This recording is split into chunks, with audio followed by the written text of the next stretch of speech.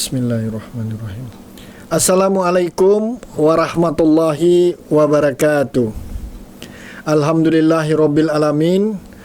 Wassalatu wassalamu ala asyrafil anbiya'i wal mursalin Sayyidina Muhammadin wa ala alihi wa sahbihi ajma'in. Amma ba'du.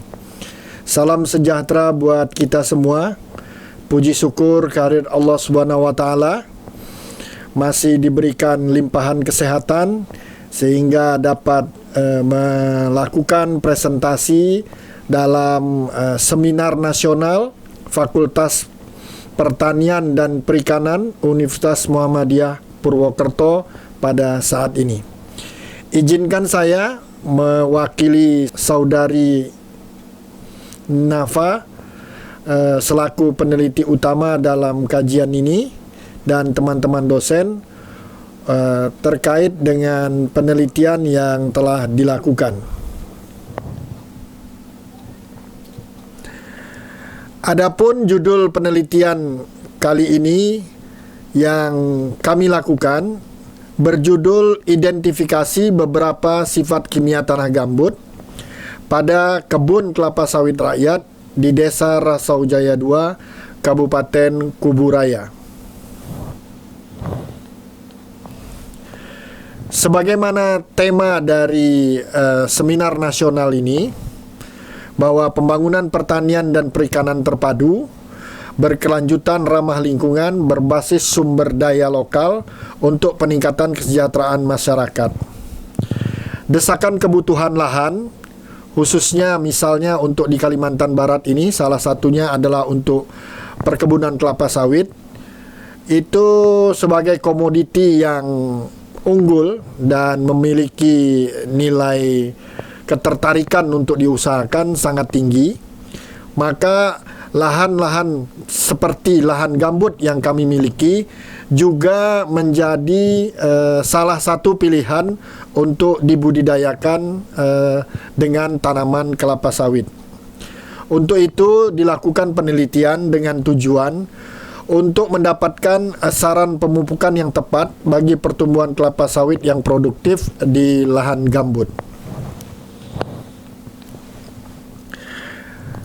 Penelitian dilakukan pada 4 lahan budidaya kelapa sawit yang dilakukan oleh petani. Lahan 1, 2, dan 3 dan 4 sama-sama dibuka sejak tahun 1974.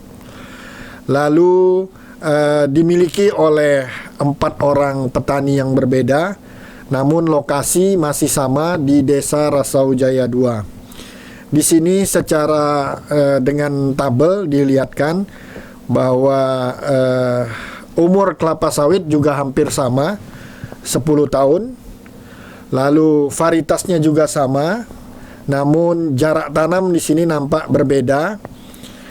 Misalnya di lahan 1 milik Pak Rustam ini 9x9, sedangkan di lahannya Pak Suroso itu 8x7. Lahan ketiga Pak Mariono itu 9x7, dan terakhir lahan 4, lahan Pak Sawali ini 9x5. Dengan demikian tentu jumlah pohon dalam 1 hektar akan berbeda-beda. Tentu yang jarak tanam paling kecil memiliki jumlah pohon yang paling banyak.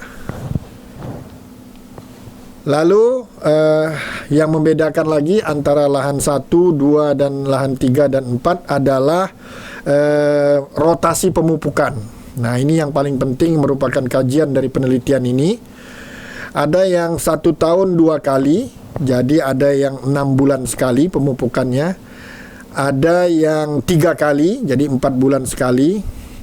Jadi lahan 1 dan 2 itu 2 kali, lahan 3 dan 4 ini 3 kali.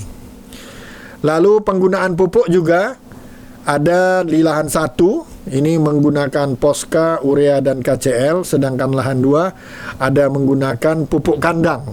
Jadi selain dari pupuk yang dihasilkan oleh pabrik, beliau juga memberikan pupuk kandang. Sedangkan yang lain hampir sama menggunakan Posca, Urea, dan KCL. Yang membedakan lagi antara lahan 1, 2, 3, dan 4 adalah dosis. Dosis tertinggi itu yang diberikan pada lahan 3, itu 500 kilo per hektar atau 3,5 kilo per pohon.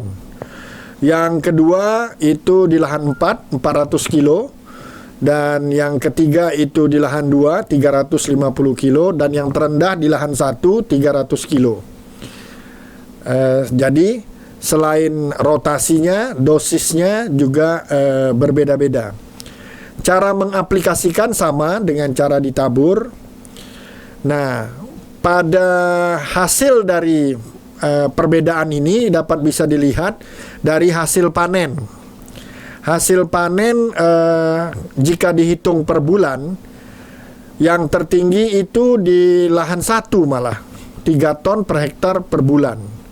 Lahan 2 itu 1,5 ton, lahan 3 2,5 ton, dan lahan 4 2 ton.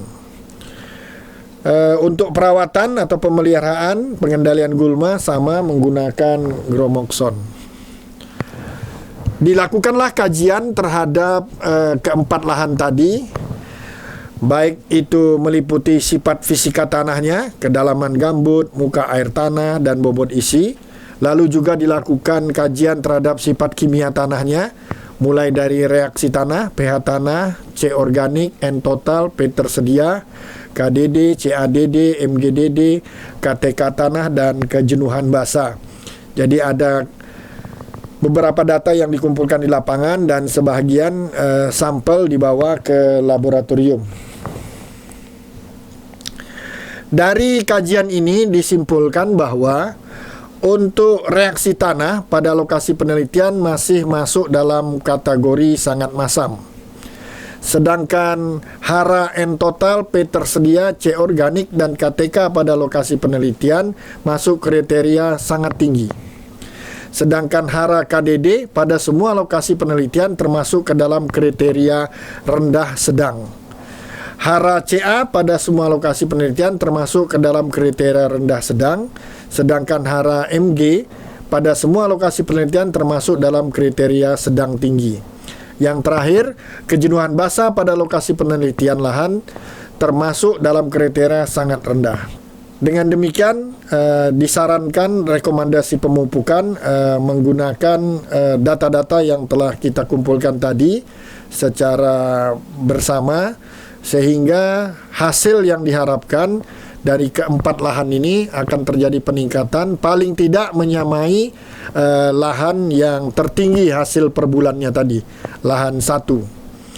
Mungkin itu sedikit hasil kajian atau penelitian yang dapat kami laporkan terkait identifikasi beberapa sifat kimia tanah gambut pada kebun kelapa sawit rakyat di Desa Rasaujaya 2, Kabupaten Kuburaya.